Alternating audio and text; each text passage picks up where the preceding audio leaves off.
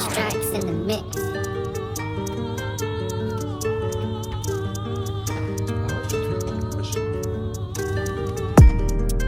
Day in the life, let's see if you really trap. Turn off the auto-tune, let's hear how you really rap. Haha, send a location. I'll burn up, boy, if you're bad, let's see. Your dad left home from young and you ain't done shit for your mum. Oh man, how you relying on man like gal, you're mad. You must have mad. You ain't never sat in the trap with a pack, hear the doorbell ringing, your heartbeat lag. Can't keep track, been in the trap, it's hard, I can't keep up. Selling them party drugs, I'm the one that got the party done. Oh, wesh, mais c'est magnétique à 8. Du coup, pas une femme. Ah, mais c'était pour faire le bail. Vas-y. Mais sinon, ça va? Ça va et toi? Tranquille, hein, trop content, frère. On est à Cannes, frère. Ah ouais, Cannes, hein. On est à Cannes. Ça, c'est pas une gare de pécho, frérot. Ça se voit à l'entrée. Ça se voit à la sortie, je te mens pas. C'est différent des gares qu'on a fait. Je sais pas Troyes, je sais pas Lorient, je sais pas quoi. Ça, c'est Cannes, frère. Mais ouais, on est là. Hein. Ça va sinon? Ça va et toi? Trop content. Trop content. Du coup, t'as rien à me dire là un peu? Non. Ta casquette, c'est ça? Non, frère, pas la casquette. Elle est belle, mais pas la casquette. Hein? Ta montre? Non, pas la montre, frérot. C'est quoi, tu te coiffes, c'est ça? Pas la coiffure. Le maillot. Ah, le maillot. Ouais, le maillot, ouais. Sénégal et tout, frérot. Comment ça, tu es bien? Oui, ça, tu m'en c'est un cadeau. Dis-moi de me retourner un peu. Ah, il tourne, t'as bien un peu qui tourne. Ah ouais, tu veux voir? Ouais. Ah, vas-y. C'est Sancho, hein, tu connais. C'est... Là, comme je disais, c'était un cadeau. Hein. Et la question, quelle femme est derrière tout ça? Arrête, mais tout de suite les gros mots, frérot. C'est un fou, lui. Non, mais c'est un cadeau. Mais j'aime pas trop dire les gens qui m'ont offert mes cadeaux, tu vois. Mais vu que tu insistes, juste parce que tu insistes, c'est un cadeau de la GOAT. Hein. Laquelle? Tening. Ouais. Pacao, là, c'est ça? Ouais. En personne. Tening Pacao. Tu la connais? Bah oui. Tout le monde la connaît de toute façon. Celle qui fait les habits traditionnels. C'est une star. En plus, une star qui fait des habits aux stars. En tout cas, pour vos mariages, événements, allez chez elle. Hein. C'est la GOAT. Mais ouais, sinon, on est là à Cannes. Ça va carrément y aller aujourd'hui. Vraiment, je suis trop content. Parce que non seulement ça va nous faire une vidéo incroyable, mais aussi des vacances. Et ouais. Coupé. Bon.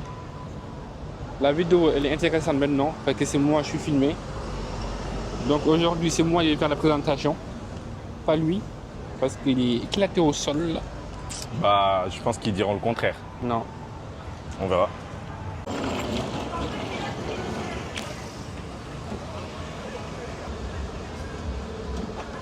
Tonton Cheikh. Ça va? lépp jàmm. Ça va, alhamdulilah. jàmm alors. ça va bien. C'est le nekk. sant ni rek. Gën nañ gisee de. ngeen di gisee. yaa ngi si jàmm. maa ngi si jàmm. ba fa sori xanaa un sama peu. dëkk bi. Kaan non maa ngi 20 minutes ah. Kaan rafet na de. waaw bañ jaa côté géej gi. fii moom. yow fii ville vacances la de. moo tax bëriwul Sénégalais nag. waaw jotuma fee xam nga sénégalais moom des fois da ngay wàcc gare boo wàcc da nga fay gis au moins xam nga ñaata sénégalais mais bi fois moom. am na ay Sénégalais mais bariwuñu pas si centre bi peut-être quoi wala. si centre bi en plus Nice. non waaw Nice soriwul fi. non 25 minutes. ok. te à combien de minutes nga nekk de ville bi ça va wala. man de Lier Kane. waaw. waaw 15-20 minutes ah. mais man de Kane de soxla moom fi indi de. ah su ma fi ñëwee daal dama am lu ma soxla moo fi indi. souvent bigutu Ablaye laay ñëw fii biiru Sénégalais bi nekk fii laay ñëw jënd lu ma soxla. dem sama yoon. sinon mën naa toog 1 mois du ma fi ñëwal 3 semaines. ah fii soo nekkee jour di football fii foog nga focus de sinon moom. fii lii bëccëg la sax. soo focusul en tant que jour moom lii bëccëg la sax. tey guddi gi côté croisette bi day dox parce que suba férié. waaw suba férié le vendredi. fi nekk ne préparation kii festival bi. ah ouais festival de Cannes léegi mu ñëw en plus. dafay fees del façon nit bu nekk. mais États-Unis fu nekk la ñu. waaw te ñun ñu bëgg Cannes de ñoom ville touristique bu mag la. mais soo woo sa stade bi par exemple. non entraînement. stade bi ak kër ga 10 minutes ah. ok te entraînement. entraînement. tey suba. xanaa lu kii rek ngeen def suba ngeen di jouer. non veille de match. veille de match ngeen def ay mise en place yooyu. mooy def fi mise en place waaw mise en place opposition. saison bi léegi mu jeex sax. saison bi kay jeex na ba pare. finito. fii nii la ñuy ñëw añi. ah. sa partenaire Ah, partenaire club. Partenaire club bi la quoi belle plage fii nii. Ok. fii la ñuy ñëw añ. waaw fii la ñuy ñëw añ. ñoo fusionné ñaari hôtel yi. Ah. Après fi ngeen di jógee dem. non bu ñu ñëwee dañuy ñëw club ba. def réveil musculaire après ñëw fii añ bu ñu añee pare ku nekk dem sa kër. ok 17h waaw demee 17h 17h30. mais fii est-ce que dañuy dund foolu bu baax kan. Non, pas tellement, hein, pas tellement. C'est une ville touristique, en fait. C'est une ville où il a connu le haut niveau. Par exemple, les années de Zidane, tout ça, etc. Ouais. Et après, depuis 2011, l'équipe il y a 2011. Ouais, nous jouons national, il y a après nous défendons dépôt de bilan. Ok. Tu vois? Depuis, moi, c'est pas trop ça. Mais là, nous commençons à avoir des projets sportifs intéressants. Non, depuis que nous jouons des clubs, depuis que nous jouons des clubs. À domicile, ça va, il y a des bonnes nuits, voilà, ça va. Non, ni demain, c'est ouvert. Ok. Nous avons bien une tribune. Ah ouais. C'est 2 matchs, moi, c'est le dernier. Ouais. Et les enfants sont encore en vacances, il y a 4 ans. Ouais. Comment su ma heure bi may wàcc. heure bi may dugg si entre 13h30 14h 13h 14h su ma dugg see su fekkee ne aw ma dara lu may defaat su may génnaat le lendemain la. du ma génnaat. kon entraînement soo quitté 9 soo demee 9h ay 13h ngay ñibbi si waat. man su ma génnee sama kër waay ay 13h laay duggaat. foofu ngeen di añee. non. Ah ok. des fois nga añee à côté. xam nga mais souvent sama kër laay añee. Ok. mais comme ni 13h soo entraîné pare bon da ngay nekk foofu entraîné yaa ngi salle. Des fois da ngeen def 2 séances yu noonu. non 2 séances bi c'est facultatif rek. Ok. bi saison bi tàmbalee ba tey après dañ ko arrêté quoi et c'est facultatif. yow da nga koy def yow sa bopp. on a presque am nañ 4-5 jours yoo xam te ne ils sont réguliers. Ok.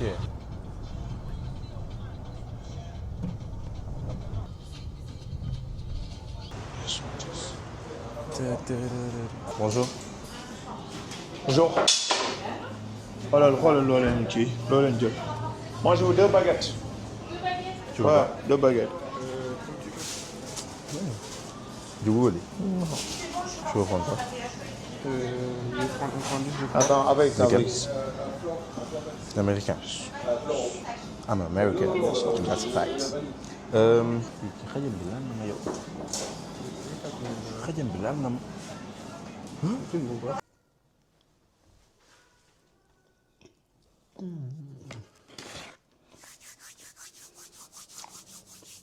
C'est trop bon. Ouais, du coup, on va arriver à la maison. Vraiment, c'est trop beau. Surtout la vue, elle est incroyable. La ville, elle est trop belle. La plage, ça voit que c'est une ville touristique. Là, on vient d'arriver. Il nous a pris à manger en venant. Donc là, on mange. En attendant, lui, il est en train de prier et tout. Donc voilà. Ouais, ñu demee dañuy jullit. dañoo xiif rek. yàlla kenn du ko xaar lool nag. mais dañuy bañ teg. non mais dañuy ñëw jullit ñu nañ dem julli ba pare. ku leen dem julli moo gën. kii bi rafet na de. waaw kii bi mën nga kii. wala fii ngay xëj te bës.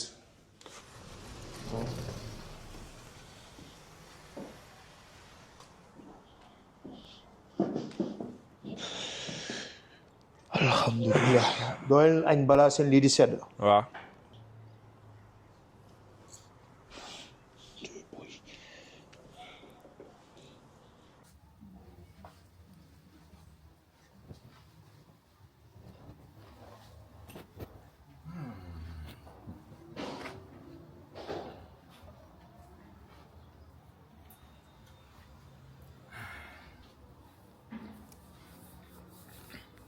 Alors fii fan la. fii. waaw kan la fii la fanaan tey. fi nga fanaan tey.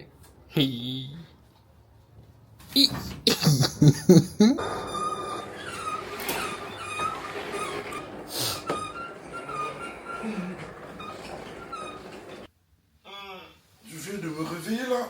Je sors de mon lit là. Yow jàkkaarloog sa vue maa ngi doog a réveillé nii maa ngi doog a ubbi. fu ñu dem. Petit déj tey. Petit déj. Yes. Tu proposes quoi aujourd'hui, petit déj? Jus d'orange. Café. Lait. Quotidien d'un Croissant. artiste. Pain au choco. Jambon quoi. Fromage. Tout ça. Du beurre, yaourt, tout ça. Ah ouais. loolu neex na de. Ouais. Petit déjeuner de pro, quoi. Ouais, j'avoue, léger. Léger. Sauf que t'es pas pro. Jus d'orange. Café brioche. Ku la gis tey la te milliardaire. Nekkete yow. Dëgg yow lan tout est dans la tête affaire yi da nga koy incarner ba pare soog koy nekk. Vraiment, c'est ça qui donne envie d'être riche. Ma croiser samay tànk ay fii dafa xat. Non baax na grave. Non, c'est magnifique. Quelle grâce. Non, c'est bon. C'est trop bon.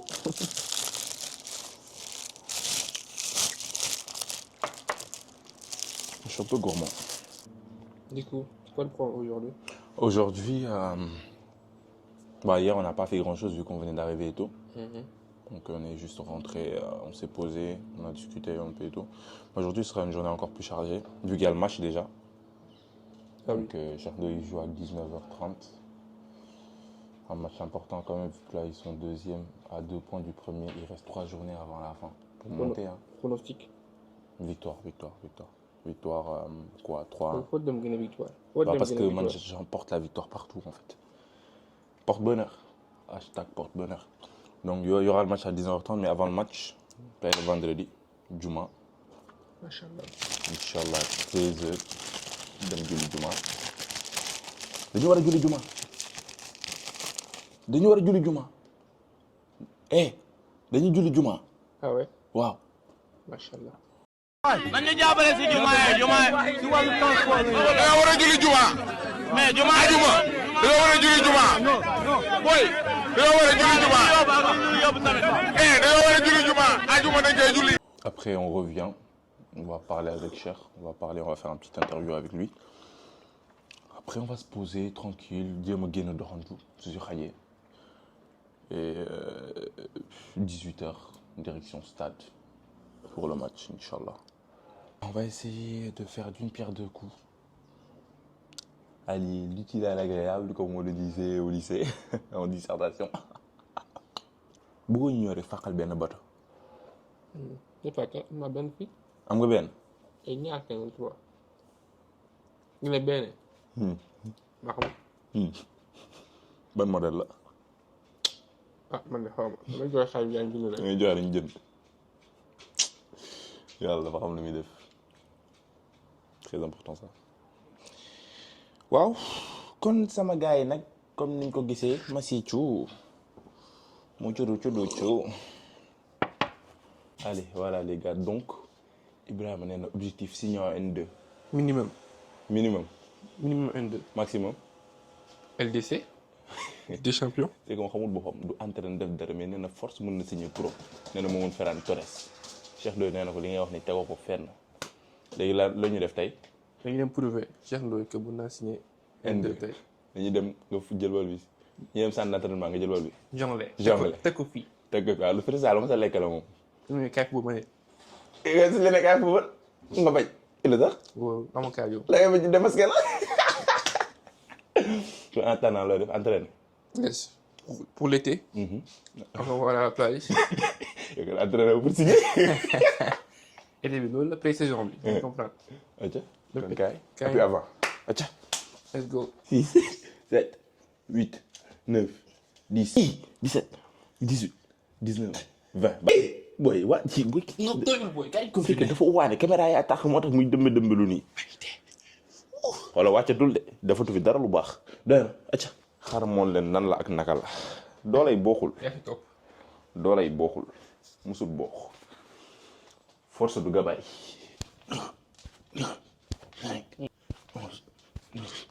13 daana bëgg 14. dafa 30. 16 moom 17 23 24 25 wax ma ñaata nga bëgg 26 40. 27 28 37 38 39 40 soo bëggee ma doy 41 42 49 50 niveau yi bokkul doole yi bokkul force de gabarit même chose. bu ñu entraîné ki ñu génn daw yi sax.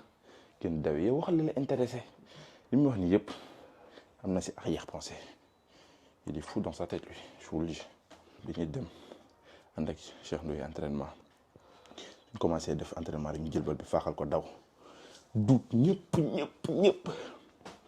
gars yi ne ma voilà maintenant on va être obligé de te signer ma ne dommage contrat. pourtant yow nga de. ma ne pourtant yow nga de bàyyi gént yi. mais bon mën na nekk de. lu ma mun nekk. tout est possible à celui qui croit. ah toi tu crois toi. Si pro. Ouais. Pourquoi pas. mais que tu crois. Bien sûr que bon. j'y crois. Machallah. mais est-ce que je travaille pour autre chose. non. moo tax gars yi dafa am gëm. ak gëm. am na ñoo xamante ne dañ ko gëm nii rek. mais bëgguñu. damay signé pro. ñi la wër tamit topp la waaw contrat pro incha allah. waxuñ la dëgg de est-ce que yaa ngi def li si war est-ce que yaa ngi liggéey yow soo tëddee guddi xam nga li ngay def pour signer pro doyul. right. kon soo nga yokk ko su nekkee gëm nga te respecté nga sa rêve sinon nga bàyyi ko. ah pro neex na de. neex na trop neex na de gis ngeen vue panoramique bi. panoramique. xaalis bi. panoramique. métti na waaye neex na xool leen lii ah la les gars jël na liggéey ba de si soo ko bëggee si soo ko bëggee.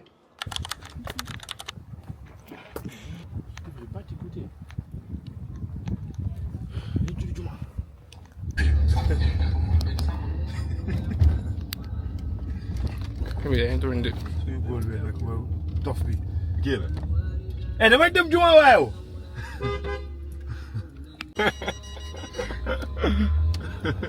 il faut.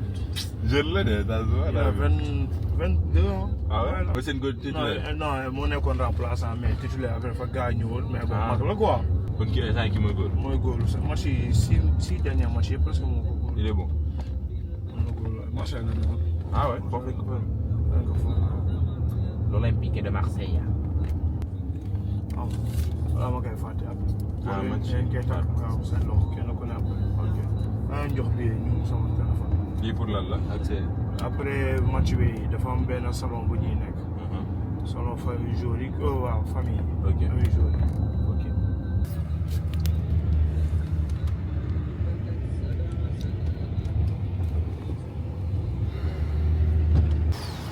Là, on vient d'arriver à la mosquée.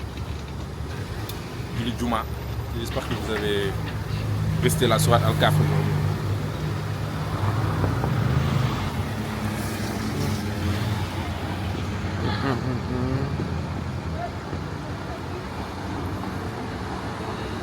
yaa ngi dimbali mu gaare ah. waaw.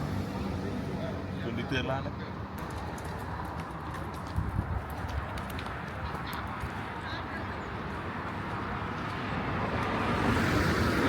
Surat Al-Kaf.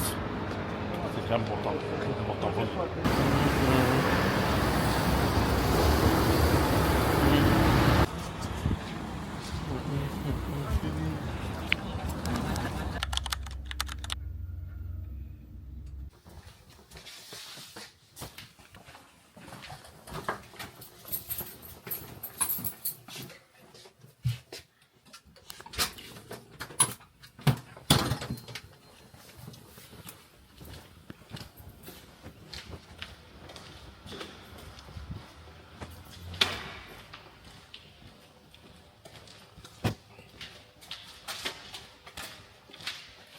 Alors mes Sancho, on est arrivé au stade, hein.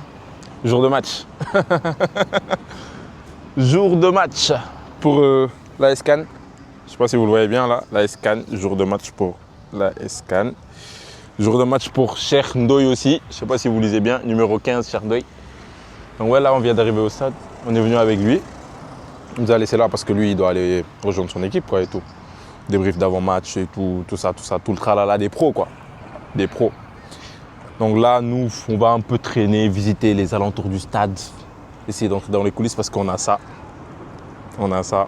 C'est les bracelets qui vont nous donner l'accès dans les salons, tout ça, VIP, coulisses, tout. Donc là, le stade, il est là. Je ne sais pas si vous voyez. Bon, après, on va rentrer, hein, mais là, c'est juste qu'on est à l'extérieur. Donc il est là, le stade. Il est pas mal, il est grand, hein, vraiment. Et là, on a le terrain d'entraînement, je pense. Donc, on va aller voir à quoi il ressemble de plus près. Donc, suivez-moi. Sérieusement, ndox bi arrosé kii bi nii yéen a ngi gis ndox bi arrosé terrain bi moom moo ñu laal ba fii. Cheikh Ibrahima dëgg la non doo muyu. xam nga dafa kii instant dafa ma bëgg fen loo. bi laa ndox baa ñuy laal donc je sais pas si on s'avance encore parce que bon en vrai il fait chaud ça fait du bien mais am na doole de gis nga ndaw fi mu soree comme si day taw instant comme si day taw.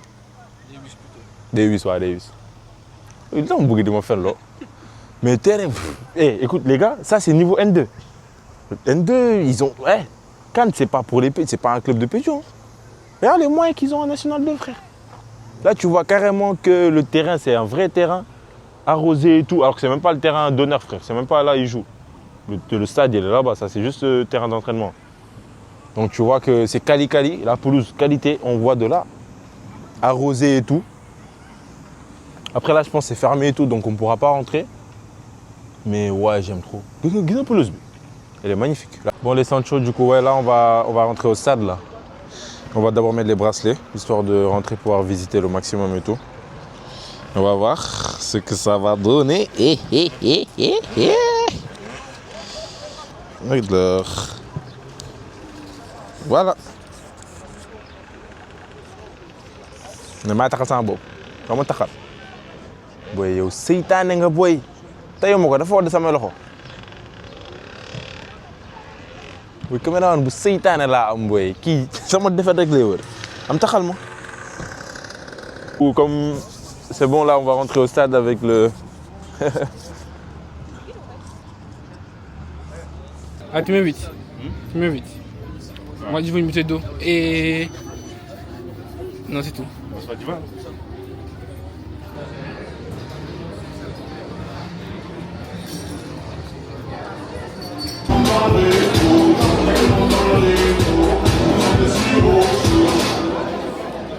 La ville, ça dit, au loin, on arrive, la suite vers 6 fait du bruit, les talons paniquent.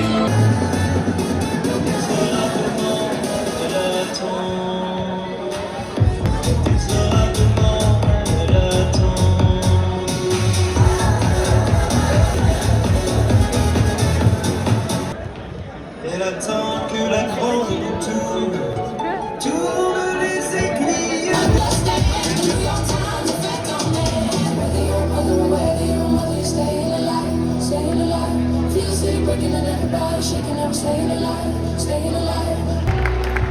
C'est parti!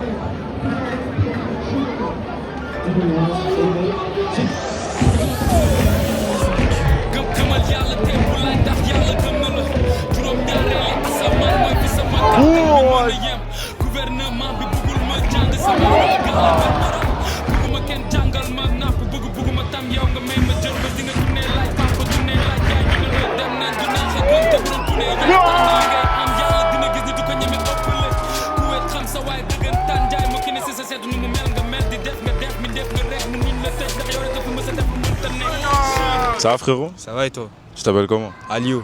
Aliou? Aliou comment? Aliou Cham. Aliou Cham, t'es sénégalais? Ouais, c'est ça. Et du coup, t'es de Cannes ou t'es juste venu? Ouais, j'habite à Cannes, je suis là, j'habite à côté. Ah J'ai ouais? grandi à Cannes. Et tu fais du foot? Ouais. Tu es où? T'es à Cannes? Je joue au RC Grasse. RC Grasse? C'est à quel niveau? C'est en district. District? Ouais. T'as quel âge? 17. Tu vises pro ou tu joues comme ça? Là, pour l'instant, je joue comme ça. Mais avant, je faisais pro, mais j'ai une petite blessure. Où ça? Au genou. C'est pas trop tard, t'es jeune, tu sais. Ouais, je sais. Tu y crois encore? Ouais, pourquoi pas. Mais est-ce que tu t'entraînes pour? J'ai recommencé. Et là, tu suis bien la SCAN un peu? Ça va, je vais à quelques matchs et tout. Ok. Combien de matchs t'as fait cette année? J'en ai fait plein, je pourrais même, Ah pas, je pourrais même pas te dire. Ouais. Tu connais des joueurs de l'équipe? Tu suis pas mal des joueurs? Rafik Abba, Shekendoy, Ah ouais? Fabio Vanni, Ouais. je connais. Chernoy, tu suis bien? Comment? Chernoy, tu suis bien chacun? Ouais, Shekendoy, ouais. Tu penses quoi de lui comme joueur? C'est un bon joueur, il a un bon gabarit, tout ça. Ouais. Je sais qu'avant il jouait en pro, tout ça, et voilà, c'est une bonne fin de carrière pour lui. Ouais. Il a quel âge? Il est vieux là et tout. Ouais, Il a quel âge? je sais pas du tout. Il a 40 ans. Ah ouais? Il joue bien pour 40 ans. T'as vu? Il joue quel poste? Il joue milieu. Ah ouais? Tu trouves qu'il ramène quoi à l'équipe et tout? Il ramène de l'agressivité, de la puissance. Voilà. L'équipe elle avance grâce à lui, je trouve. C'est un bon capitaine. Ah ouais? De Leader. l'expérience aussi et tout. Ouais, voilà. Je pense que là, ils vont chercher la montée cette année ou pas? J'espère, hein. Là, ils ont pris du retard avec la défaite de la semaine dernière. J'espère. Contre un rival direct en plus.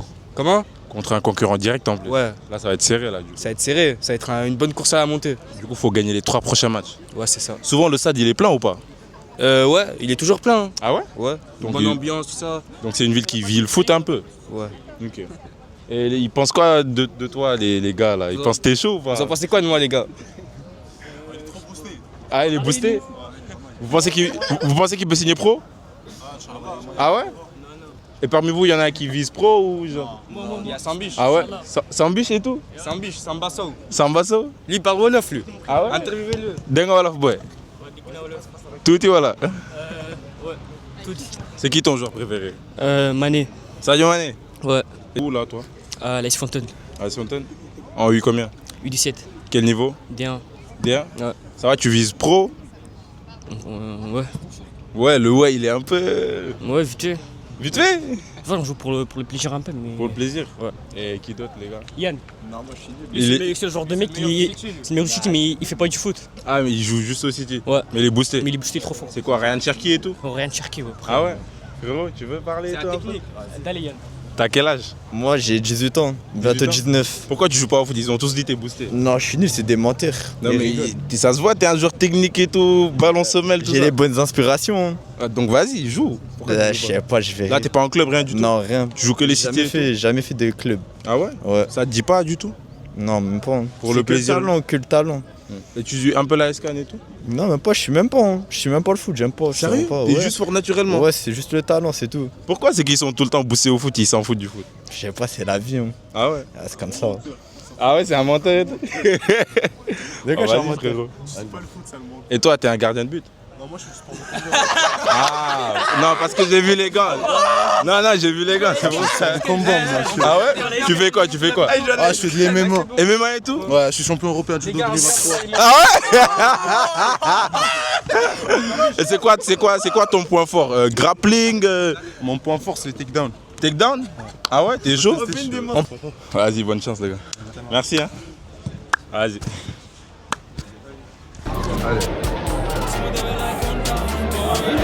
Oui, aïe.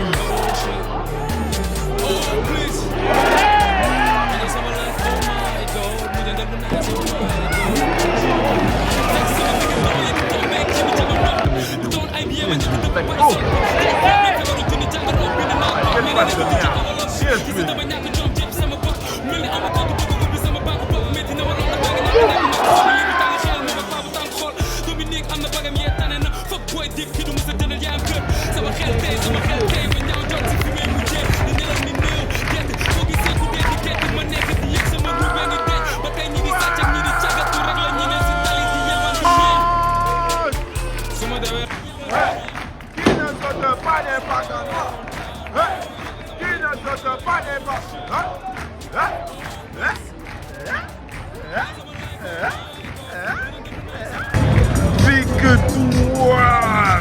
Pique! Victoire! C'est la win!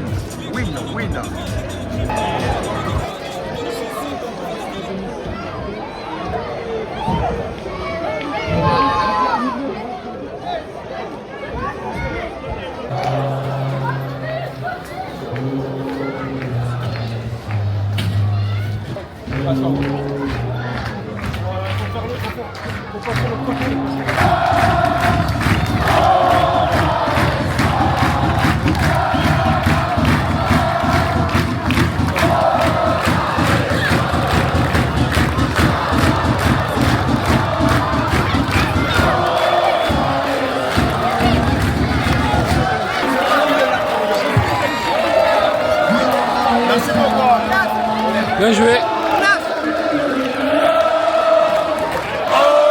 Allez, ça.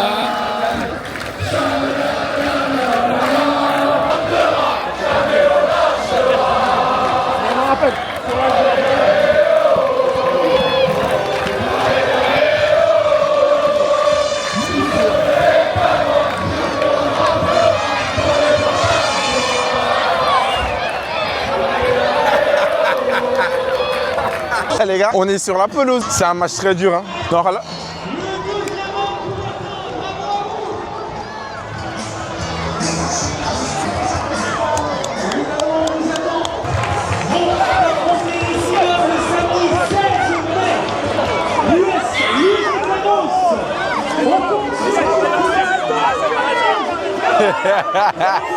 Ton maillot, cher, ton maillot.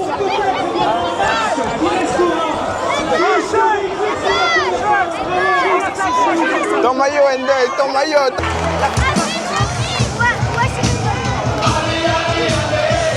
Un photo là. C'est bon. Ouais, ils vont voir. Non, ils vont à la salle de bain.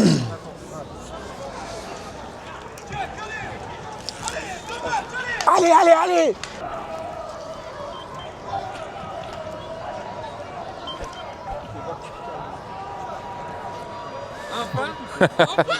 Enfin, lan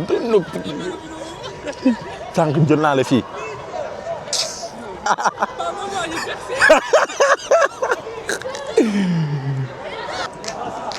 Salut chef, ça va? Ah les gars, Ça va, super. Bien. Ça va, alhamdoulilah. Ça, c'était quand même formidable et ça vous a bien énormément. Un grand merci Derek et bravo encore pour votre traitement. On se retrouve avec de la film la saison prochaine. Petite embûche-bouche.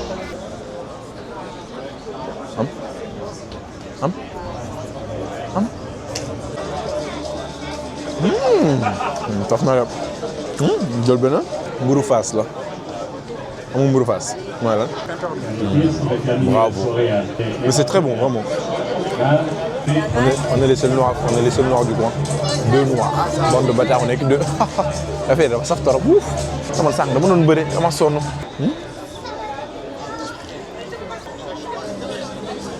Non, yow laa ko andil. Man de la. Bëggoo benn. Man de la bëggoo. Ñaar. Jël benn. Jël bi. Oui, jël benn. Ibrahima. Oui.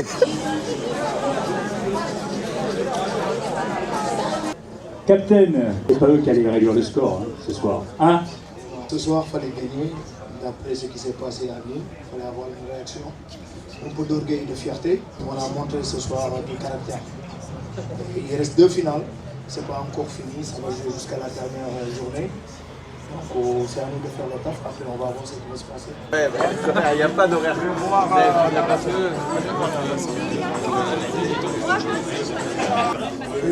English, no English.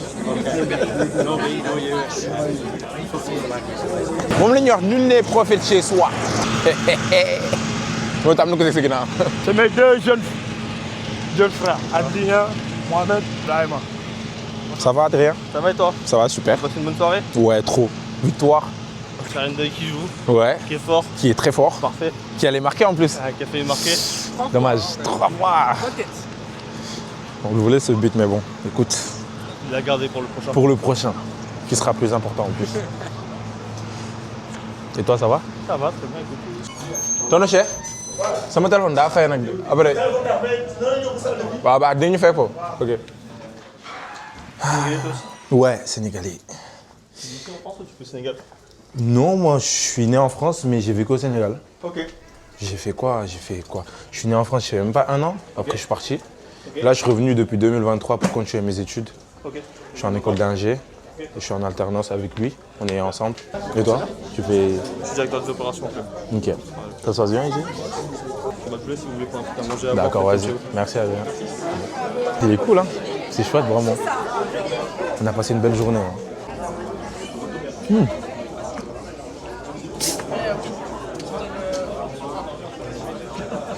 trop bon. Oui, attends, venir. Non, c'est trop bon. Ce sera le meilleur de mes guillemets.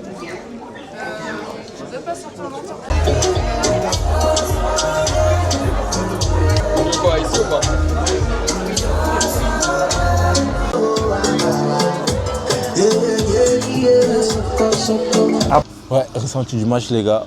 Là déjà on est en direct du terrain même. Si vous voulez voir, je peux leur montrer. Hein.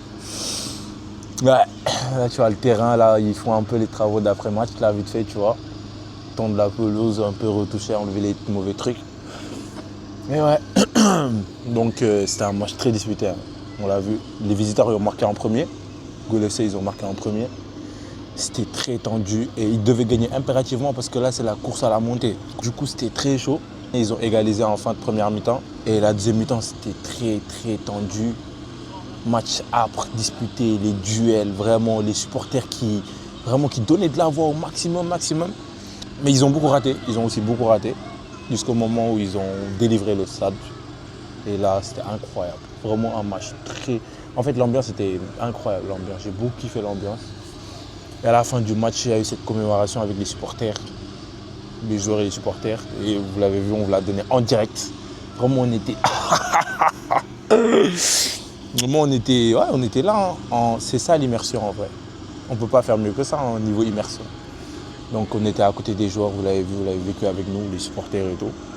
Vous avez vu Cher2, comment il est adulé par les fans, comment les petits l'aiment et tout. Donc c'était magnifique, c'était vraiment trop beau. De voir ça de près, c'est quelque chose, c'est une émotion. Et voilà, fin du match, victoire comme d'habitude. On a fait 3 déplacements, 3 victoires. Donc vous l'aurez compris que Koubou victoire rek. Nama wo, sama ñoy sétane la match bu important soko amé, wo ma sama ñoy nay gagner force. Ak caméraman bi.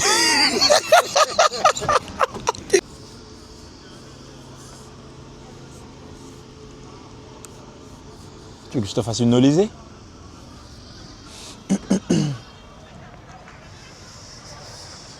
Ah, ma gueule.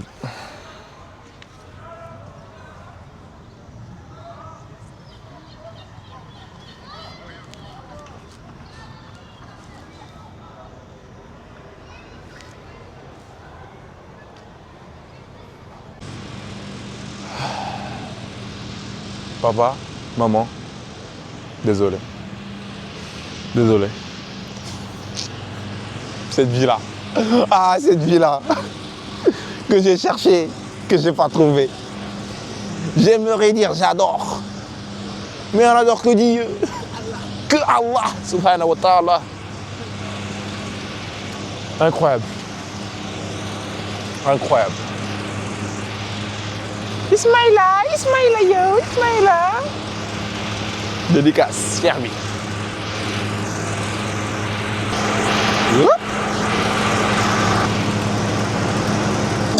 C'est ça. Allez, follow. Merci beaucoup, c'est gentil. Ça, c'est la chaîne YouTube, du coup, c'est là où on poste les vidéos. D'accord, merci. On va poster la vidéo avec Cher dans la semaine et tout. Très bien, donc vous suivez les joueurs sénégalais? Ouais, c'est ça, particulièrement. C'est le début, après, on va faire. Ah, bah oui, il y en a beaucoup. Ça, c'est sûr. Lorenzo, à tout à l'heure. Ciao. Bon courage. Merci.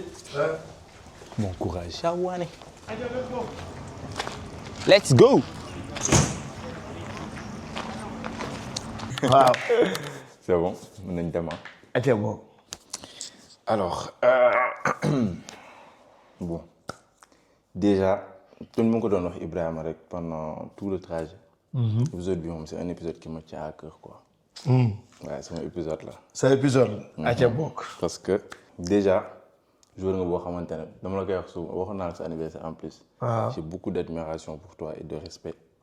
De par ta carrière, que je trouve qui est incroyable, mais aussi de par l'être humain. Parce que je suis depuis maintenant 4 ans. Et je me dis et tout. Au-delà du fait que si mon interview, on peut énormément apprendre, surtout surtout jeunes. Mais au-delà de ça, c'est aussi une occasion de te rendre hommage à la carrière que tu as réalisée et tout. Donc voilà, je suis un peu intimidé. Là, c'est l'émotion qui parle. Ouais, ça c'est vrai. Donc 40 ans, tu as 40 ans maintenant. Ouais. Man sax tonton Cheikh laa koy woowee. Toujours au niveau. L'année passée, tu as fait demi-finale de Coupe de France avec l'AS Cannes. Un club qui n'avait pas fait un tel parcours depuis plus de 30 ans. Ouais. Et ça a coïncidé avec ton retour, donc c'est pas un hasard. Monté en national, puis en Ligue 2 avec Red Star, en étant champion national. Ça aussi, c'est pas un hasard. C'est pas un hasard, désolé. En plus de la carrière qu'on te connaît à Angers, où c'était tes meilleures années, tu as été meilleur buteur du club en étant milieu de terrain. Je ne sais pas combien d'années tu as été capitaine du club. Tu as été finaliste de la Coupe de France avec Angers. Et pour moi, le plus incroyable, parce que c'est ton pays, Sénégal. Tu as fait une Coupe du Monde avec ton pays. Et j'en passe, en fait. Là, c'est juste les grands titres, entre guillemets, de ta carrière. Mais tout ça aussi, en ayant signé très tardivement. Donc, en fait, personnellement, je pense que c'est un parcours vraiment, une carrière admirable et incroyable. Mais toi, yow léegi soo toogee nii à ton âge, avec du recul, comment tu décrirais ta carrière? Comment tu vois ta carrière là, à 40 ans? 40 ans, c'est comme si demain, c'est comme si c'était demain. Je me rappelle quand je suis venu en France. Ibrahima Seck, Christophe Dieng ñoo nekkoon Épinal. Jugee Yaakaar ñëw Épinal xam nga carte France sax doo gis Épinal xamoo ko. xamoo fan la 2009. Septembre 2009. Après Épinal Paris directement Épinal. Donc Épinal nga ñëw dëkk boo xamante ni sedd rek ngay def. Donc nga ne fan nga ñëw nii. fan nga ñëw nii. Les débuts c'était difficile, c'était très dur, très dur. Gaañu naa fa mu compliqué nga commencé jouer nga ñëw club bi ne amoo leen niveau te Sénégal yaa nekkoon. loolu waxoon nga ma ko. loolu bu ma waxee ba léegi daf ma marqué. nga ñëw Sénégal nekk titulaire indiscutable ñëw France ñu ne la non amoo leen niveau. Mais c'est normal parce que du question de niveau, question d'adaptation, le temps de s'adapter. Mais le ça a dû être un choc pour toi. Mais c'est normal, mais de les galvaniser. Parce que tu te dis que ni du football, ni entraîner le football. Tu es à mon niveau parce que par rapport au climat adopté, par rapport au terrain, entraîner, schéma tactique, il faut du temps pour tout. On s'est donné du temps, avec le temps, la réponse était sur le terrain. Donc, 3 Sénégalais commençaient à jouer après la def ma gagne. Aussi pareil, c'était compliqué en 2009. Après nga jógee Épinal, en fait Épinal dama fa ñëw National 2. Joué National 2. Après dem National 1. dem ba nar a yéeg Ligue 2 malheureusement. dem ba nar a yéeg Ligue 2. mu jëw ñu yéeg. si lañ jógee Épinal nag ñëw Créteil. Créteil pareil nga ñëw National nekk champion de France. Ouais. 2012. C'est le premier titre de champion en 2012. 2012-2013. Ouais, Créteil. Nga def 2 saisons. Ouais. 3 saisons. benn national de Ligue 2. Créteil tamit ñun ñett ñoo fa ñëwoon. Seck ak Dieng. yéen a àndoon tamit dem. waaw dëkk nañ 6 ans. C'était comment début yi ak yéen ñett. ñun ñett moo newoon suñu force. Ah ouais. Mais xamuñu fi kenn nga ñëw jóge Sénégal xamoo kenn ngeen dëkk yéen ñett amu leen internet amu leen dara. télé la ñuy toog di seetaan TF1. TF1 lañ daan toog mën nañ añee ci ñun ndekkee ci waañ bi lañuy toog ba heure añ di waxtaan heure añ bi bu ñu añee pare fa lañuy toog di waxtaan ba ngoon gi soo ñu dem entraînement wala voilà mais noonu lañ ko doon jàppee on se donnait de la force te je me dis que ne tey booy bu ñëw France par exemple je préfère nga dem ci genre ville yooyu province yi soit nga dem national voilà nga xam ne da nga ñëw concentré wu benn but moo la indi mooy football concentré wu te loolu ñun Épinal daf ñu forger après bi ñu demee Créteil c'est pareil ñëpp doon nañu wax ni Paris il faut faire attention mais on était focus pour yëgal équipe bi. Mais est-ce que le fait que nga yéex a signé daf la jàppale si loolu. que nga garder non mais gëmoon naa ni non daan naa ko ma ne bu fekkee ne liggéey rek moo tax ngay jour di signer contrat pro. day yéex mais dinañ signer. force dama ne day yéex rek mais contrat pro dina ak signer. man ndax dama ciy yàgg dama ko gëmul. ah mais fii lenn la fii amul motivation am détermination liggéey. boo mënee football tubaab bi mën a contrôle passe. tactiquement dala koy jàngal physiquement dala koy yokk. tactique ni ngay taxawee. da koy yokk ci yow physique bi da koy yokk ci yow. yow amal cawarte rek liggéey gëm sa bopp.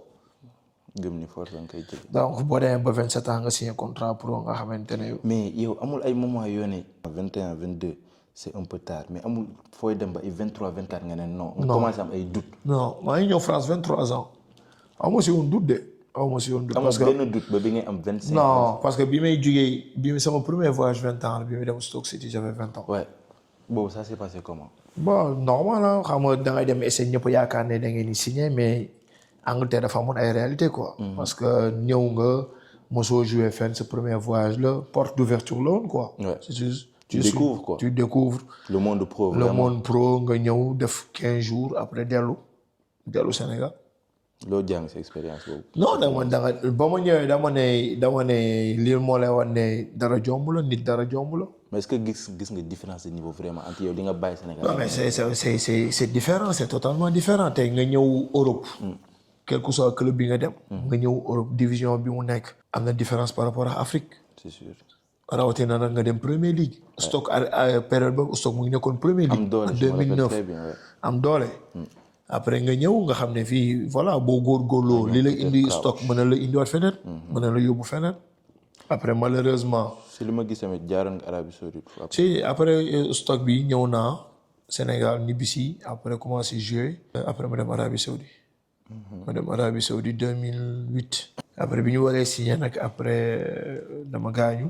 après ma ñibbiwaat. blessure yi justement démb yaa ma ko doon wax naan ma ennemi joueur blessure la. waaw l'ennemi d'un joueur parce que si tout va bien. tu vois tout le monde. Ouais.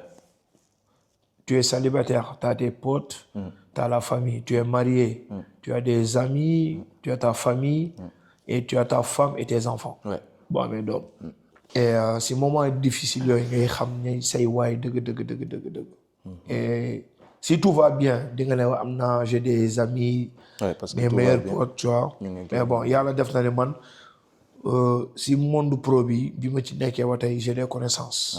Ouais. Des connaissances laa ka mën a wax mais un ami d'enfance mooy say ami d'enfance ñi nga xam te foo nga ñoom ngeen jàgg yéen a màggandoo ba tey jii nii quoi. ñoo ñooy ami d'enfance. mais l'ennemi d'un joueur c'est les blessures. L'ami d'un joueur c'est la santé. Ouais. Quand tout va bien mais quand ça va pas commence à avoir des blessures de gauche à droite. Des fois sa téléphone sax da ngay gis benn message wala ñaari message bu dul sa frère sa sœur wala vraiment des proches ñoo lay contacter di jël say nouvelles. yow moment boobu mentalement tu te sens comment. man sama force mentale la. Ouais. Boo jógee Sénégal football Sénégal gaañu Sénégal yenn conditions yi ngay entraîner si yenn conditions yi ñëw France forcément il faut nga am mental. yaa ma doon wax yow joueur mental la. boo amulee mental demul toog àdduna sax góor dëgg. la vie d'un homme c'est le mental. parce que y a des hauts et des bas. Des fois seen kër mu metti des fois nga xuloo xam nga boo nekkee xale yooyu yëpp nga màgg am jabar xam nga des fois ba ñax la mi ñëw dëkk say copains di la xoole beneen bët bi. xam nga nit ñi di la xoole yenn façon yi. yooyu yëpp mental la. ngay gis nit ñu bañ la nga ne nii kii la moo tax mu bañ ma te defoo ko dara. loolu il faut nga mental. tu vois. nit nag di nga gis nit mu bëgg la te yàlla tax. te yàlla tax donc ne la da la bëgg xam nga mais mental mooy doomu aadama soo amee mental yaa xam li ngay def muy football muy jàng muy nga nekk ouvrier lu mu mënti doon boo amee mental d'acier rek tu vas s'en sortir. te daan nga ma ko wax tamit ci côté boobu naan ma soo nekkee ci yoon di nga dégg lu ne. non boo nekkee ci yoon di nga dégg lu ne boo bëggee réussir di nga dégg lu ne. lu ne di nga ko dégg góor am na fenn foo xam ne nit sax la am na fenn foo xam ne boo fa tolloo. da ngay tëxlu. gumba tëxlu. nga xam ne da nga am benn but. sa but mooy. réussir rek yow li la intéressé donc mooy na nga réussir. li des leneen yëpp garaaw mais li am solo ba am solo mooy réussir. c'est l'essentiel le plus important c'est ça. léegi man foog ma ñëwaat ci moment bi ngay parce que man loolu bi ma ko waxee loolu travaillé na ma pour te dire man mosuma ko fàtte jour bi ma ko te maa ngi fàttaliku ci ay quelques secondes nga ma ko wax après ma dem mais après dafa descend boobu.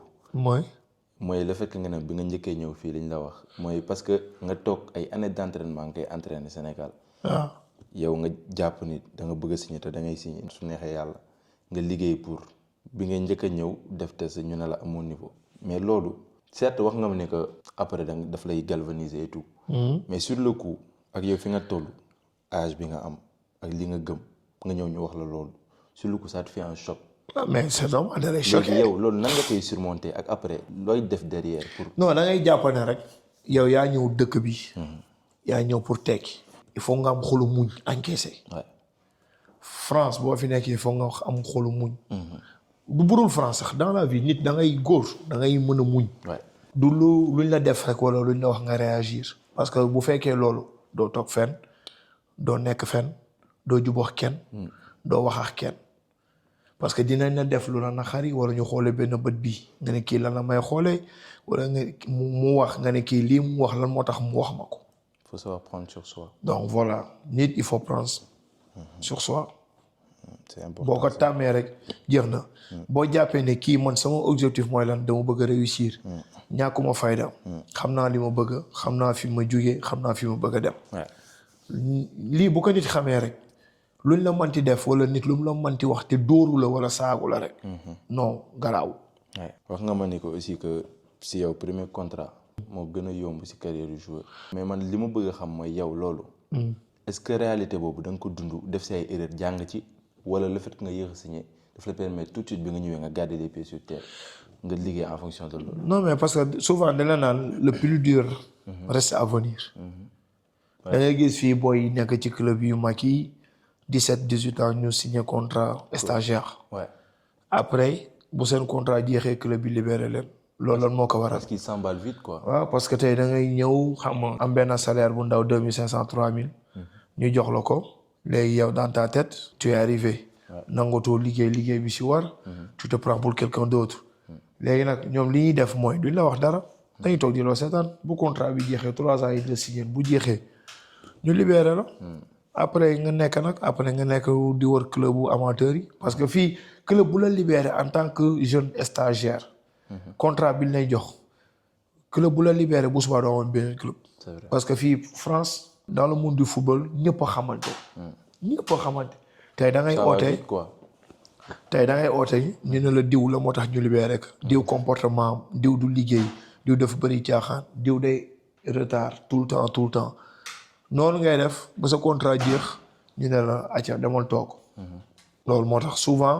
booy teel a signé pro yëpp problème boobu la ñu am parce que ils gardent pas les pieds sur terre. Ouais, ça c'est vrai. dañuy gaaw a naagu dañuy gaaw a naagu de ce fait que dootuñu liggéey. dañuy tardé entraînement. bàyyeeku. xam nga sa copain yi ngay fréquenté ñu naan la tu es le meilleur coach bi moo la bëggul mais da nga war a jouer. xam nga te li ñuy wax gars yi dañuy def li ñuy def duñ ci boole wax. dañ lay bàyyi rek duñ ci boole wax. loolu tamit ci man beneen réalité la le fait que ça soit yow comme ñu la wër tamit. duñ def introspection maanaam liggéey si yow wax la yow erreur yi nga def wala yow nga toog wax ko sa bopp ñoom tout le temps li lay wax mooy waaye coach bi la waaye kii la jamais yow la en fait. waaw mais loolu si ay nit la dafa am nit ñoo xamante ne ñoom toujours nit ñeneen ñi ñoo am tort mais ñoom amuñu tort. te gis nga nit saa su ne il faut nga foo toll. li may wax li ñu Salif daan wax naan boo leen di jouer match boo leen def jàppale ne match bi baaxul. nit jàppal ne tout le temps bul jàppal ne nii ñoo am tort. yow xoolal li ngay def ndax baax na rek. xoolal li ngay def ndax baax na li ngay def ndax mu ngi si yoon. mais tant que yaa ngi naan diw la doo ma sa xool sa bopp. te doo ma sa avancé. par contre da ngay dellu gannaaw rek. da ngay dellu gannaaw. léegi yow justement jeunes yooyu noonu ban conseil nga leen di jox ñi nga xamante ne peut-être ñoo ngi si yoon parce que dafa am ñi nga xam dañ teel a signé loolu chance la entre guillemets. teel a signé am ñu yéex a signé. waaw. mais justement yow ñu teel a signé xamante ne mën nañ dugg ci genre piège boobu noonu. non mais ñi teel a signé. li may wax lépp ci rectangle vert bi. terrain lu mu la mënul may. ci biti du la ko may. terrain li mu la mën a may mooy par exemple boo signé contrat pro. nga xam ne contrat pro nga signé. stagiaire. dans ta tête club boo nekkee bu fekkee club bu ndaw la. Ligue 2 wala Ligue 1. yow dans ta tête am na yeneen club. yoo xamante ne ñoo ëpp ambition. yoo war a mën a dem. parce que bu fekkee talent bi am nga ko. léegi différence bi mooy lan na nga liggéey bi nga doon liggéey da nga koy yokk. da nga koy doubler. parce que différence bi tey entraînement collectif. du moo lay tax ngay perfectionner. waaw surtout loolu. yaa entraînement boo xamante ne nii kenn du ko gis. mooy entraînement individuel bi ngay def yow. mooy teel a ñëw entraînement mujjee ñibbi parce que entraînement bi coach bi di def une heure et quart ba 1h20 bu bëree bëri du ma sax 1h30 1h20 donc si 1h20 yooyu noonu am na temps de récupération ak entraînement temps yi muy expliquer séance bi mais yow travail à l'ombre bi nga def mooy teel a ñëw def salle 30 minutes bu entraînement bi jeexee nga def salle 30-40 minutes loolu mooy tax ngay performer. te loolu du looy xeeb parce que li ngay def chaque jour plus boobu. mooy non routine la gis nga ba pare boo ko xasee ba tàmm routine boobu boo ko xasee ba tàmm club boo mënti dem foo mënti dem da nga koy yóbbu. yow à 40 ans loolu ngay def sa carrière yëpp. man jusqu'à fu ma mënti jaar damay entraîner entraînement laa xam damay entraîner. damay entraîner matin damay entraîner soir damay entraîner. parce que loolu moo la jox li nga am yëpp donc munoo ko bàyyi en fait. non personne m'a fait cadeau kenn defaluma cadeau club yi may jaar yëpp kenn defaluma cadeau tey li may wax match boo def bu baaxee da nga koy fàtte match bii di ñëw waroo gën a baax. loolu yombul ci joueur ci loolu yombul. mais ci mental la rek ci mental la il faut nga garder les pieds sur terre am mental li may wax nit da ngay mental d'acier. et tu vis gëm rek am vision ambitieux yii moo nekk da ngay am détermination am courage am envie c'est de l'envie parce que tey bu fekkee nangoo liggéey ça veut dire que t'as pas d'envie amoo envie su fekkee nangoo liggéey amoo courage su fekkee nangoo liggéey t'es pas ambitieux su fekkee nangoo liggéey amoo détermination donc boo boolee envie courage détermination loolu rek ça veut dire beaucoup de choses. mooy résumé lépp carrière d'un joueur loolu la pour être performant il faut avoir de l'envie il faut être déterminé il faut avoir le courage. yow mosoo toll sa carrière foo xamante ne peut-être à moi tu t'es dit non li ma def nii doy na wala. non boo yu bëri dañu gaaw a suur loolu dama ko fàtte moom Salif loolu rek lañ daan wax. doo gaaw a suur boo yu bëri dañu gaaw a suur ay biiru picc lañ am. lan moo lay animé tout le temps ngay bëgg a def plus tout le temps que tu cherches plus loin. parce que je me rappelle damay fàttaliku tout le temps ba ma nekkee Sénégal. par ni mu méttee woon. fi ma dëkk course ba fi doon entraîneur suñu ko soriwul. ma mën a entraîner rek damay daw rek dama doon daw rek su ma dawulee suba daw naa ngoon. après bi ma commencé nekk yaakaar première division. donc après c'est la focus. mais avant may nekk yaakaar première division damay entraîner matin entraîner soir di daw loolu nag loolu moo dem ba nekk bokk sama ADN bokk ci man nekk sama routine entraîner rek même fii nii da ngay xool des fois lundi matin y a rien mais da ngay dem salle defi soin récupération entraîner tuuti différence bi joueur léegi football bi c'est un métier. Passion la mais c'est un métier. Tu dois être passionné et c'est ton boulot. C'est ton gagne-pain. football bi li mu mën a fay keneen dara mënu ko fay. donc boo si nekkee da nga koy jox axam. mooy da ngay xëy suba nii élève bi xëy suba di jàng. yow da ngay xëy suba dem entraînement. wàcce ñëw récupérer lekk ba suur demaat. mais defaloo ko kenn sa bopp nga xëy defal bu la nit nag di wax di la yedd nii sa intérêt dong la mais avant tout yow personnellement yow da nga war a kenn waru la ko gën a bëgg waykat bi wax na ko sama bopp moo ma gën a du bañ naa parce que tey yow sax da nga nekk di ci benn affaire nga da nga ko passionné mooy football nga passionné ko mais jox ko axam quoi da nga koy jox axam te boo ko joxee axam mu delloo la ko amul sax ma dem te du fen man loolu laa yàgg a wax. boo ko joxee soo entraîné day feeñ ci terrain te en fait confiance entraînement moo la koy may parce que joueur comme ni nga wax mental la confiance te confiance entraînement moo koy joxe te entraînement du fen. entraînement day prouver ci terrain quoi mais juste si sa yéex a signé bi tamit. parce que est-ce que le fait que justement nga yéex a signé daf la jox envie gën a aller encore plus loin. non mais yéex a signé bi destin la rek aussi parce que avant may signé kii. pro Créteil. waroon naa signé Nancy. xam nga waroon naa signé Nancy beneen bi waroon naa ba ma demee Arabie Saoudite tamit waroon naa signé mais signé wu mais da ngay jàpp ne lu jot yomb. xam nga am na ñoo xam te dañuy teel a signé. duñ def carrière bu gudd. tu vois tey aujourd'hui sant yàlla rek damay wax sant yàlla alhamdulilah parce que tey sama génération ñii football ba tey nii bariwul de. dañ leen di compter. c'est vrai. mais bu fekkee national 2 lay joué. mais da nga leen di compter. sa fin de carrière. te loolu voilà sama fin de carrière la mais bon sant yàlla quoi mais tey jii nii nekk ci rek li may wax jour nekk ci gëmul sa bopp. nekk ci tu te donnes tous les moyens. pour réussir après boo réussir yàlla la mais donne-toi li may wax nit waru am regret. xam nga li booy liy dal booy yu bëri mooy dama déconné waru moon def lii je regrette. c'est trop tard. c'est trop tard foo ko dégg rek. comme mu ngi regret def day erreur. te erreur bi yëpp lenn la mooy avoir la flemme d'aller courir avoir la flemme d'aller à la salle avoir la flemme de faire des exercices. de travailler c'est juste ça. boo amulee rek loolu mbiru yàlla la. mais tey bu noo nekk joueur nangoo liggéey bëggoo liggéey tayal nga bëgg lu yomb mais nga ne da nga bëgg a tekki c'est impossible. impossible. kon justement yéen conseil nga jox ñoo xamante ne instant yi si football surtout léegi football fi nga xam fi ñu toll nga xamante ne âge bi daf si am solo. nga xamante ne ba léegi ñu ngi si am 23 ans jëm kaw te signé guñ. waaw mais ñu gëm rek gën a gëm seen bopp ba pare li may wax bu fekkee Sénégal booy tey Sénégal championnat sénégalais. est télévisé. c'est professionnel ñun à l'époque championnat bi c'était pas professionnel. c'était pas télévisé. aujourd'hui il y a plus de recruteurs au Sénégal. plus de dans tous les pays du monde. ñu ngi ñëw Sénégal tous les pays du monde ñu ngi ñëw Sénégal pour ut ay joueurs. c'est plus facile aujourd'hui. c'est plus facile. donc booy bu ci nangu liggéey nag mais. yaa xaytu mu lay. boo nangoo liggéey nag bon. tubaab bi li ñuy wax souvent le wagon il passe une fois. train bi bu jàllee benn yoon da ngay jël valise bi jël sac à dos bi jël lépp daw dugg ci biir. mooy lan ça veut dire quoi chance bi dina présenté wu un jour ou l'autre dina présenté wu mais bés bu présenté wu rek il faut profiter faut nga saisir ko. te loolu lu koy waral mooy nga pare. te loolu lu koy waral mooy nga pare mentalement. la réussite intervient là où la chance rencontre la préparation. voilà mu ngi noonu.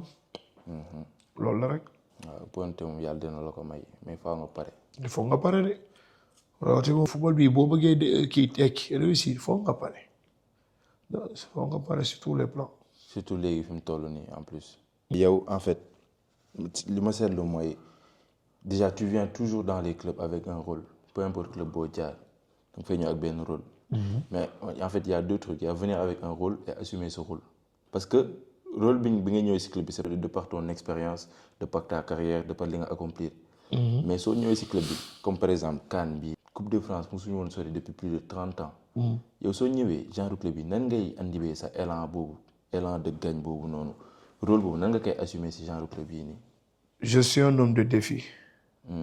Ouais, moi je suis un homme de défi. donc bi may ñëw CAN xamoon naa li ñu bëgg. donc dans ma tête comme ni ma wax. leadership dafa nekk ci man. donc tey su ma ñëwee. loolu forcément dama koy inculquer yeneen joueurs yi. ci man la en fait man la. ma joué pas loolu dama koy def.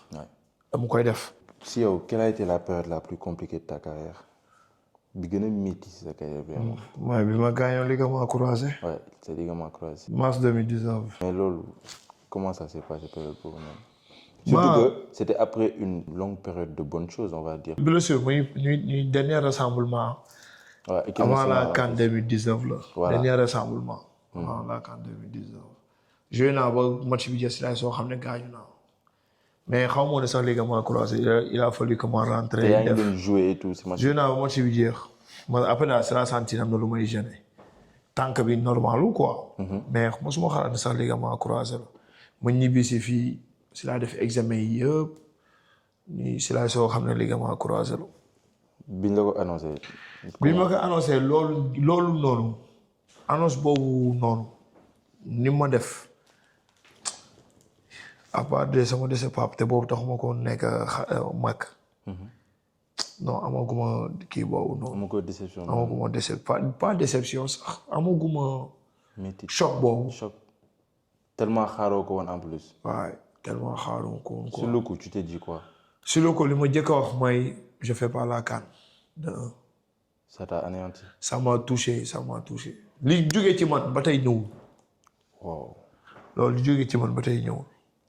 après moom blessure boobu moo ma yóbbee ba ma joué amateur après. mais bon comme li may wax rek nit àdduna moom nit fu mu war a jaar rek fa lay jaar sa destin je me dis que c'était mon destin bon après. muy seeg ma ginnaaw maa koy nettali mais c'était un choc boo xamante ne nii. compliqué ouais, c'était compliqué.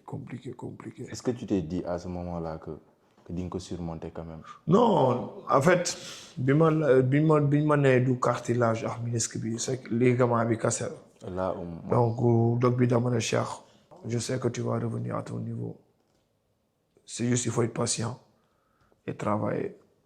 Est-ce que je peux dire que c'était pour la première fois que nga am coup mental? maa ngi soog a am coup jël coup bu ma defoon choc nag dëgg-dëgg maa ngi soog a jël coup bu ma defoon choc dëgg. Ce moment yooyu douté nga? Non douté woo non question douté c'est choquant en fait. C'est choquant mais douté mooy nga ñàkk confiance. Ouais. Mais c'est pas que dama ñàkk confiance c'est juste que c'est un choc. Brutal.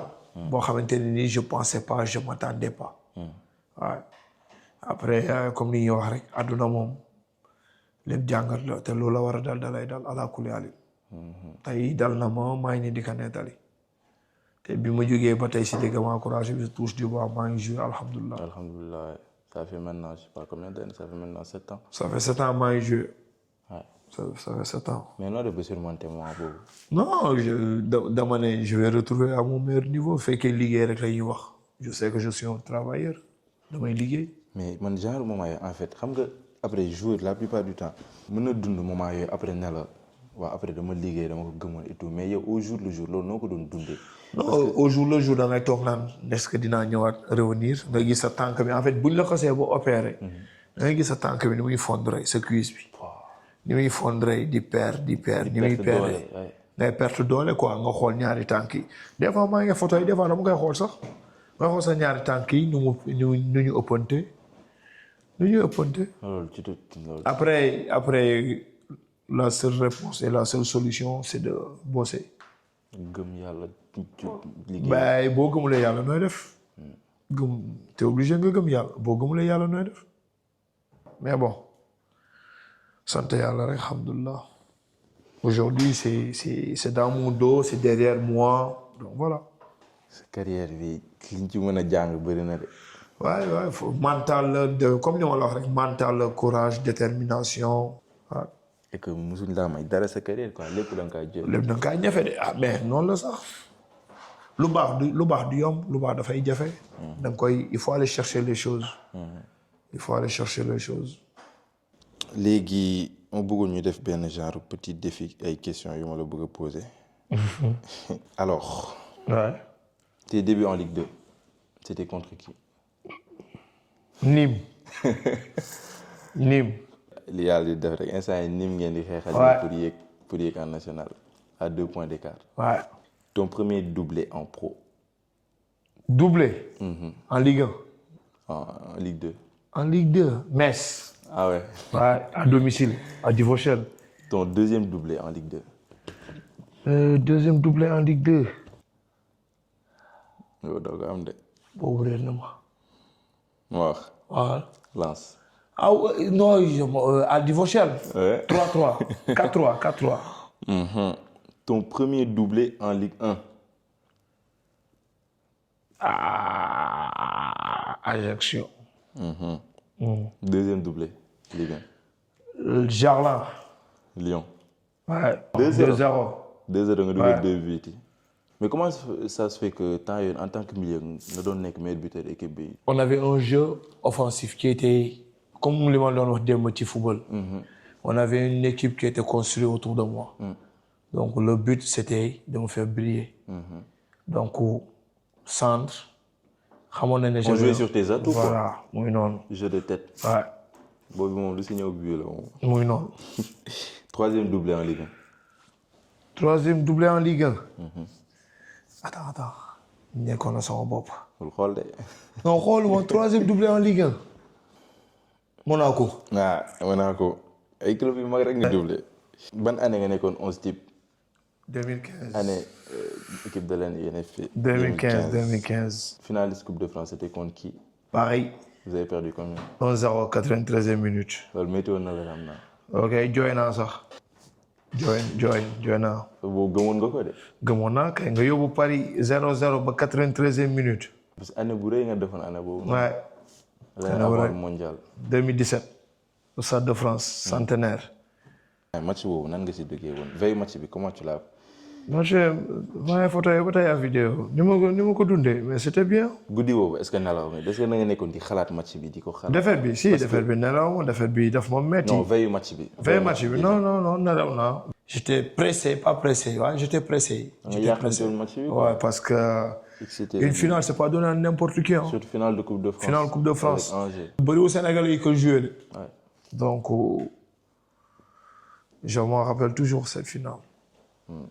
dama waxoon Issa Sissoko ne ko Issa. Cavani va passer devant toi. Ne laisse pas passer devant toi. Cavani passe devant lui, il touche pas la balle. C'est Issa qui touche la balle, but. 93e. On prépare les prolongations. Non. Voilà. Est-ce que da ngay toog ba léegi di ko xalaat? Ouais, des fois ça m'arrive hein. Des fois surtout quand je vois souvent quand il y a la finale Coupe de France. da ngay toog rek di ko. ça revient automatiquement. fii gis naa ne supporters yi bëgg nañ la sànq. mais xam nga rek xamule ma fii supporters yi moom yow yaay def luñ la bëggee. yow yaa leen di won yaay def luñ la bëggee xam nga. donc man li may wax rek équipe bu ma dem j'ai un contrat je remplis mon contrat.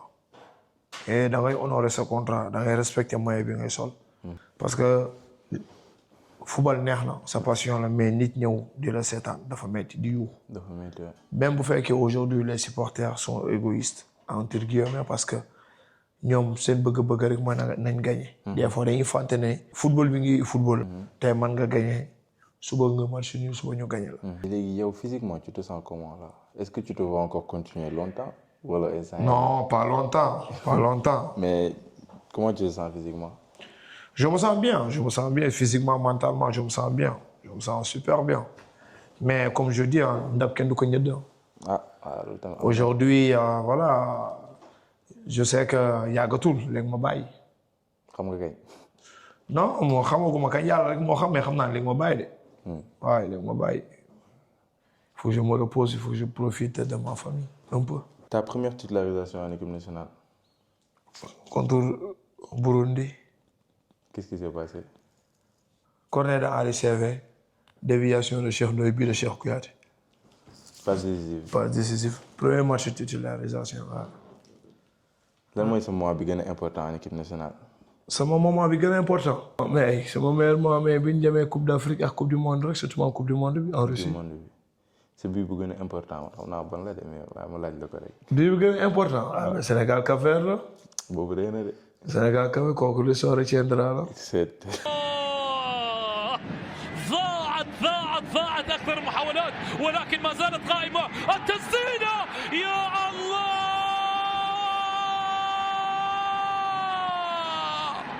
يابا منتخب السنغال يابا منتخب السنغال Sénégal Cap-Vert la woon mais jokkoon naa dugal Sénégal Colombie match amical.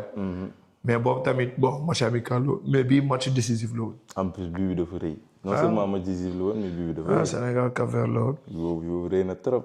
Playa. le joueur le plus fort que tu as affronté? Di Maria il était fort. Thiago Motta. oui Thiago Motta. Ouais. Thiago Motta c'est fort. Ouais. Thiago Motta c'était fort. Même Verratti. Verratti tamit. Verratti Di Maria. Verratti ak tuuti waayam boobu. Ouais. te du perte balle. non. Verratti Di Maria. c'est des joueurs yoo xamante ne ni dañ ma marqué. même Thiago Motta. Thiago Motta. Quelle classe. en fait ouais, il avait quelle classe. Ouais. Thiago. les questions bi si yow c'est quoi le poste le plus dur au football? Attaquant. Pointe. Ouais, attaquant c'est le poste le plus dur parce que c'est ingrat. Parce que t'es décisif tu joues, t'es pas décisif tu joues pas. Ouais. Tu rates une, deux occasions, t'es critiqué.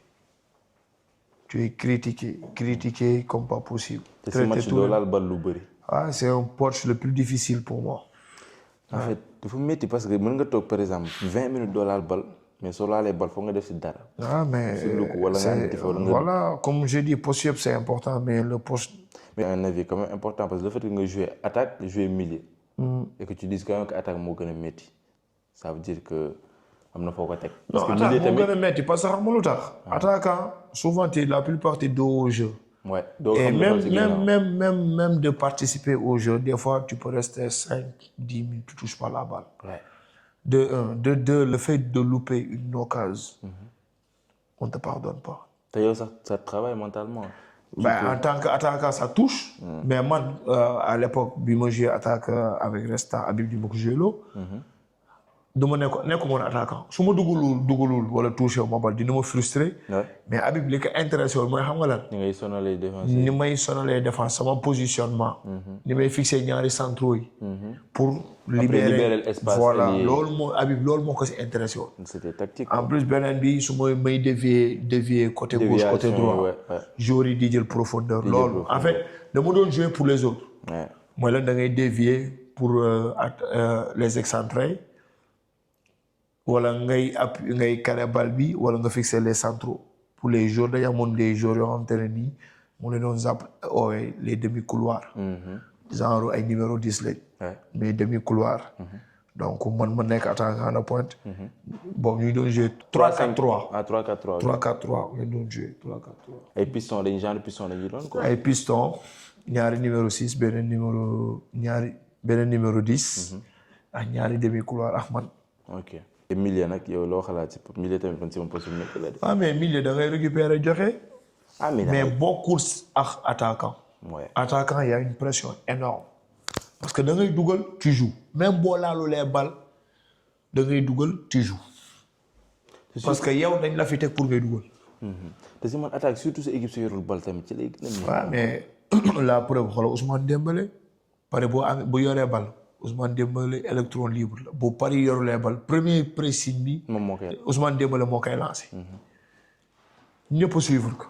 mais bu pari yoree bal Ousmane Dembélé xool ko du nekk attaquant. day décrocher day tourner de gauche à droite. problème bi mooy góol ak attaquant ñoo yem. góol boo encaissé ak léegi gars yi def. point d'interrogation. attaquant boo dugaloo. 2 matchs 3 matchs gars yi commencé. wax ak yow interrogation ci yow. en tout cas merci beaucoup. parce que déjà yow tàmmoo di wax xam naa ne doy wax lu bëri donc le fait que nga may ñun te ñun ñoo ngi doon commencé la mayoo ko sax. déjà li may du bëri sax yéen may naa leen sax ngeen ànd ak man ba sama biir. waaw intimité xam nga sama biir. waaw. ñu bëri duñ ko gis. duma ko may kenn loolu. li nga ñu mayoon bëri na moom. loolu duma ko may kenn. sa carrière mosuma ko wane. man mosuma gis sa carrière en tout cas. mosuma ko wane loolu mosuma ko wane mosuma ko wane. nit mënu ko xam nit mosu ko xam. donc façon journaliste bu ne ñëw na fi. te mosul am li ma am. mosul am ñëw ba dugg sama kër nii garaaw mais sama kii. mosu ko gis dama naa sax bul ko wane. mais ñun may nga ñu droit bi. non yéen may. vraiment comme man li ma doon wax rek. je tenais quoi parce que avant tout rendre hommage laa bëggoon parce que man sa carrière comme ni ma la waxee rek beaucoup d'admiration pour ta carrière. te gars yi souvent ils n'en parlent pas parce que yow tamit tu es quelqu'un de très réservé. mais non man souvent li may wax rek. des fois c'est le terrain qui parle. de un de deux j'ai pas besoin de parler parce que les faits sont là. de temps en temps nag mën nga wax de temps en temps pour voilà. faire un petit rappel aux jeunes. tu vois de les encourager et des fois wax ji bu bëree sax du la déglu. da ngay soof parce que da nga naan waaye def na carême kii waaye naana. loolu moo tax tu préfères. tu prends du recul. ba nga bàyyi leen quoi effacer. doo nekk fii voilà bàyyi leen ñu def seen ku ñëw nag demander lay conseil nga jox ko ay conseil mais ku ñëw demander wu la conseil mais amaloo ko wax. c'est vrai parce que commune say wax da lay yeb. te booy léegi nouvelle génération bi pour ñoom xam nañ mën nañ egg nañ. da leen bàyyi boo demee nag ba mbëkk miir bi nag di nga dellu gannaaw ñëw laajte ban yoon nga war a jël. kon nag laajte balaa mbokku. laajte kon nag joxal. change bi booy yi am. boo yu bëri tey da ngeen gis te Sénégal joueurs yi nekk fii di football dafa bëri. partout dans le monde. mais boo yu bëri bëgguñu déglu bëgguñu ku leen wax. te boo leen waxee benn dëgg def leen critiquer leen dootoo leen déggati te pourtant seen njariñ la. seen njariñ kese la. parce que yow def nga sa carrière ba pare. ñoom ñuy soog a ñëw ñuy soog a commencé. donc li nga leen di wax yëpp. yow sa vécu la loo ci gagné. pour ñoom la quoi. muy noonu. muy noonu. te nit dund dara traversé ko moom mënul amul ku la si gën a mën a jox conseil wala ku la si gën a mën a xelal ko moom. non non non pas du tout. kon mot de fin joxal kon conseil ngay jox jeunes yi rek jeexalee ko. jeune ban conseil non booy góorgóorlu leen rek xam ne football bi nii ñi ci mën a tekki bari na. xaalis bu bëri mu ngi si kenn moomu ko quoi football bi sant football la tudd nu mu tudd football. waaw. sant football la nu mu tudd football. donc tey jii nii boo gëmee sa bopp liggéey. jeex na yàlla dina ñëw yàlla ji soxorul. waaw loolu nangu liggéey rek nangu liggéey. nangu liggéey te gëm ko. waaw yàlla ji soxorul. kon si yow waa ji mën na signé. man mosuma gisuma football kat ba may xam ndax mën na signé wala mënut a signé. dama xam nan lay dooree bal. dama xam mën na nag am na ballon. non mën na football ak mën na football. balaa ma koy gis. nga seetaan ko mu football. ma gis si terrain te mën na football si étudiant yi ak mën na football si terrain yi du benn.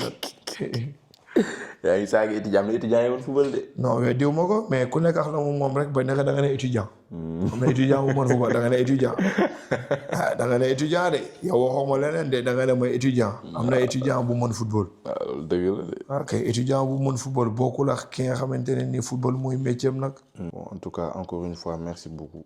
merci non de rien. parce que man comme ni ma koy waxee rek. pour man c'est important de mettre la lumière sur les jeunes parce que ñoom ñooy avenir du suba bi. mais genre parcours yi nii surtout yow sa parcours xamante ne amul. c'est tout aussi important ou encore plus parce que liñ ci mën a jàng justement pour éviter yenn erreur dafa bëri. donc moo tax man di tenir et merci pour conseil yi pour message yi c'est beaucoup. c'est partagé de rien. c'est bon en fait. j'étais tellement omnibulé concentré si sa carrière que. fii nii su ma la nee bëri na ay petits villages yoo xamante ni nekk fii.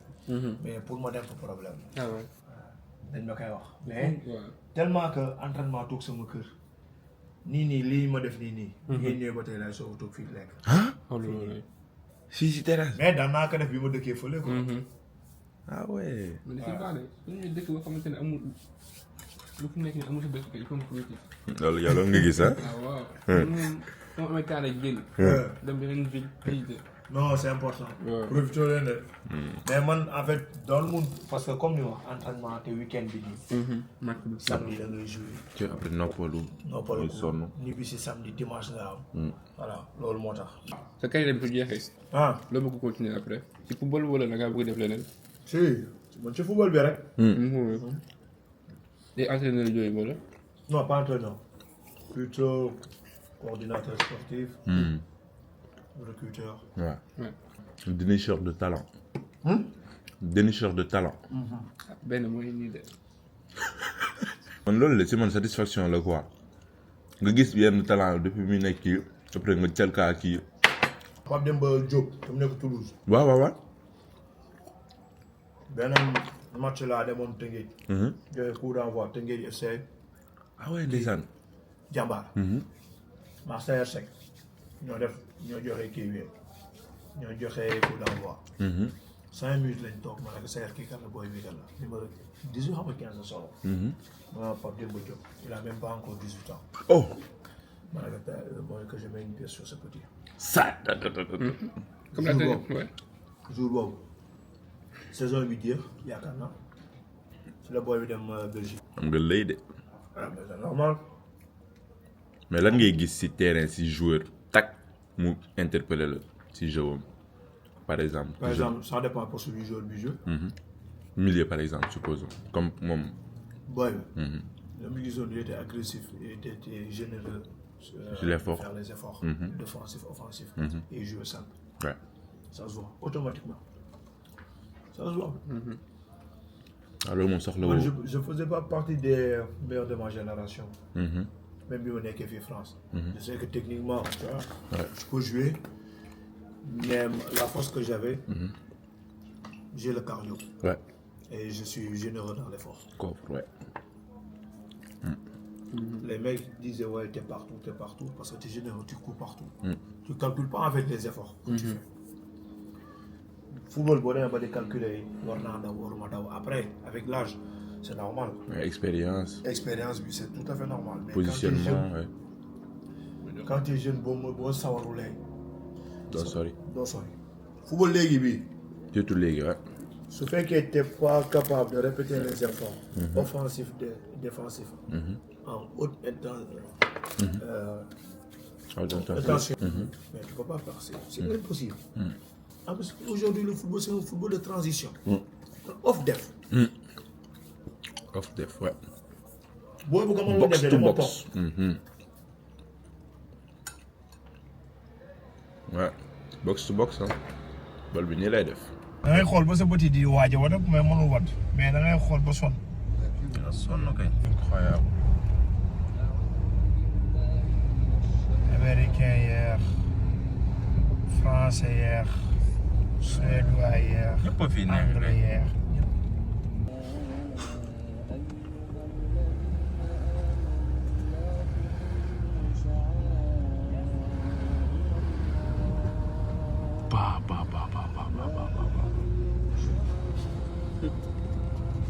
Ibrahima foog ñu yor. Man fan laa jaar ko yor. Fan rek. Croisette.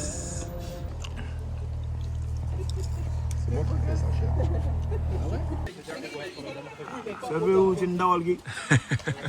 tey bésu ndawal la tey bésu lekk yàpp la quoi. ma sumee ko ñëw servi. nga sumee ko ñëw. Jaxal yàpp bi de. La bonne viande.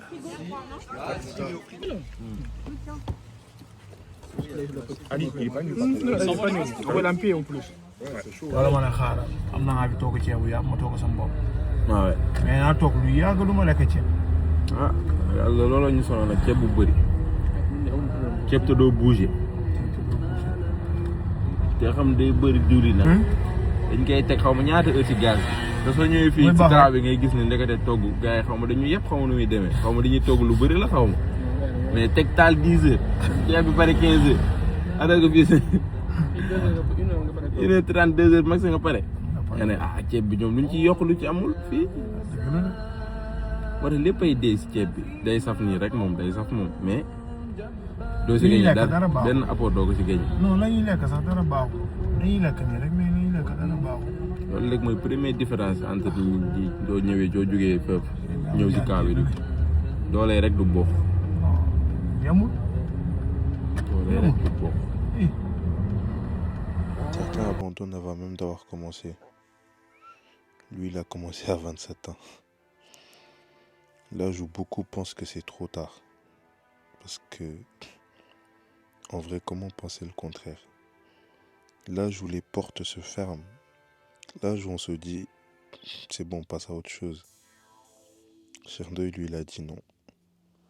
Et ce qu'il a construit après ce non, peu de joueurs peuvent s'en vanter de l'avoir vécu pendant leur carrière. Des pays, il en a traversé. Des championnats, il en a dominé. Surtout la Ligue 1 en France. La sélection nationale, Coupe du Monde avec son pays. Des stades qui grondaient à son nom. Légende dans plusieurs clubs où il est passé. Pas parce qu'il était le plus talentueux, non. Mais parce qu'il était le plus solide, le plus résilient, le plus courageux et déterminé. Parce que dans sa tête, l'abandon n'a jamais existé. Et aujourd'hui, à 40 ans, il joue encore. Pas pour prouver quelque chose parce qu'il n'a plus grand chose à prouver. Mais juste parce que la passion, elle n'a pas d'âge. Et le travail n'a pas de date d'expiration. Cherndeuil n'est pas juste un footballeur. C'est la preuve vivante que le mental bat tout. Et que la détermination n'a pas d'âge. Et tant que tu y crois, il n'est jamais trop tard pour réaliser tes rêves. Jamais.